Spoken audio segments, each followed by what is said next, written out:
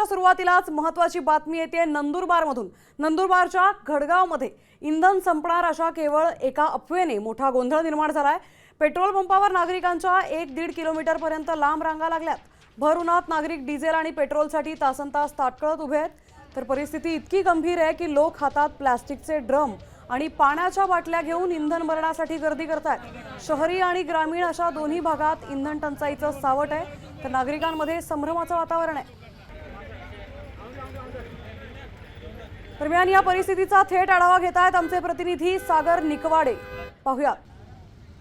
इंधनचा तुटवडा जो येतो सध्या नंदुरबार जिल्ह्यात जाणवत असल्याची परिस्थिती आहे आणि परिस्थिती आपण पाहू शकतो। काही पेट्रोल पंपवर पेट्रोल आहे तर काही पेट्रोल पंपवर नाही। मात्र ज्या पेट्रोल पंपांवर इंधनाचा साठा उपलब्ध होतोय त्या पेट्रोल पंपांवर अशा पद्धतीने नागरिकांची झुंबड उडल्याची या ठिकाणी पाहायला मिळते। आपण दृश्याच्या माध्यमातून बघू शकतो, हातात बाटली असेल किंवा मोठे ड्रम असतील हे साठवून ठेवण्याचा प्रयत्न जे ते नागरिक या ठिकाणी करताना दिसून येत आहेत। 1 ते 1.5 किलोमीटर पर्यंतच्या रांगा ज्या त्या पेट्रोल पंपवर लागल्याचं आपल्याला पाहायला मिळतोय।